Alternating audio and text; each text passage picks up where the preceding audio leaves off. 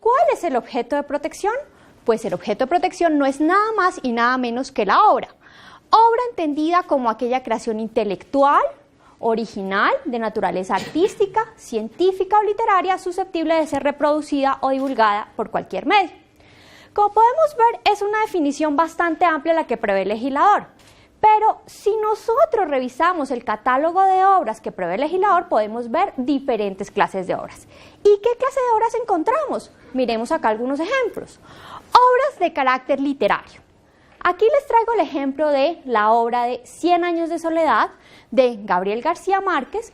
¿Por qué es una obra literaria? Porque el autor decidió recurrir al lenguaje literario para manifestar su creación intelectual, que era lo que usted nos estaba señalando hace un momento, Luisa.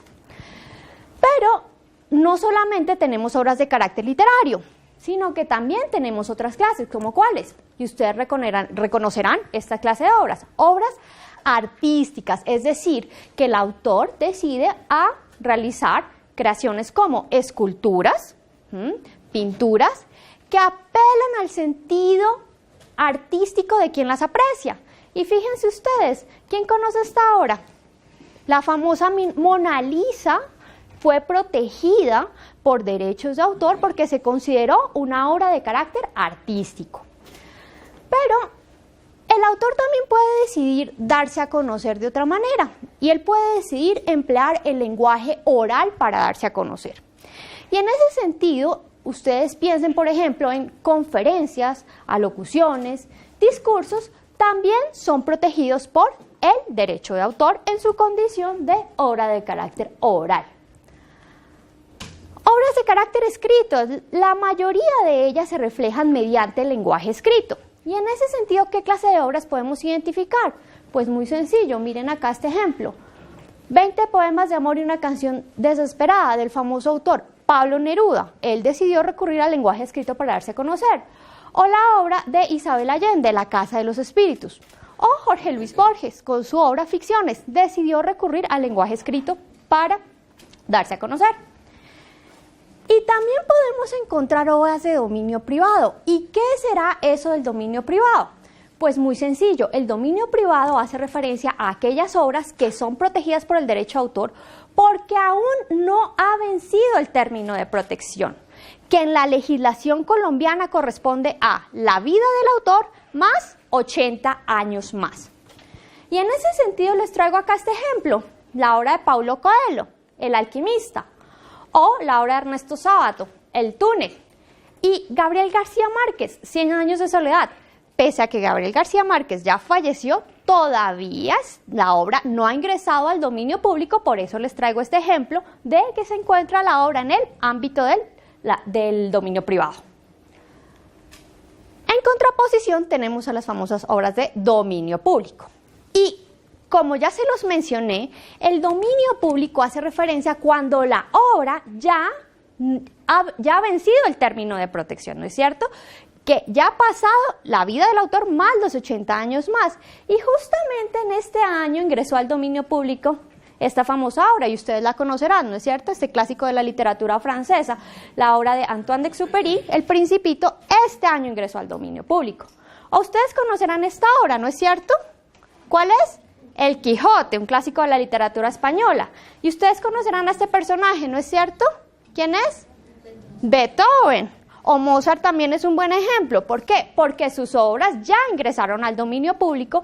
Ello quiere decir que yo no necesito pedirle permiso al autor para que yo pueda utilizar la obra, porque ya expiró su protección. También te puedo encontrar obras de autoría individual. Y en las obras de autoría individual, ¿qué podemos identificar? Por ejemplo, aquí claramente identificamos al autor, un único autor. Miren este ejemplo, Mario Vargas Llosa con su obra La fiesta del chivo, o Ernest Hemingway con su obra El viejo y el mar. Claramente podemos identificar un único autor en la obra. Sin embargo, podemos encontrar también otra clase de obras. ¿Y cuáles son? Las obras de autoría plural. ¿Y qué es eso de autoría plural? Pues muy sencillo, cuando dos o más personas participan en la realización de la obra, ¿no es cierto? Y aquí fíjense, les traigo estos ejemplos. Miren esta obra que fue el contrato de autoría de Massimo Bianca, fue traducida, porque las traducciones también generan un derecho de autor, en coautoría por el doctor Fernando Inostroza y el doctor Edgar Cortés. O esta obra, El proceso penal, del doctor Jaime Bernal Cuellar y el doctor Eduardo Montealegre. O miren acá, Justificación, retos y aporte del derecho administrativo, del doctor Alberto Montaña y de Andrés Ospina. Claramente podemos identificar acá la participación de dos o más personas en la realización de la obra, y por eso estamos en el caso de obras de autoría plural. Y obras seudónimas. ¿Quién conoce a este personaje? Todos, ¿no es cierto? ¿Y quién es el autor de este personaje? Quino. Pero, ¿ustedes conocen al famoso señor Joaquín Lavado? No lo conocen, ¿no es cierto? Pues Quino es el nombre artístico que decidió adoptar el señor Joaquín Lavado para darse a conocer. O, por ejemplo, ¿ustedes saben quién es este señor? Neruda, ¿no es cierto? Pero si yo les pregunto por el señor Ricardo Reyes, ¿ustedes saben quién es? No. Y justamente el señor Ricardo Reyes decidió adoptar el seudónimo de Pablo Neruda para darse a conocer, y lo mismo la famosa autora de la obra Harry Potter, J.K. Rowling, ella decidió adoptar un seudónimo para darse a conocer.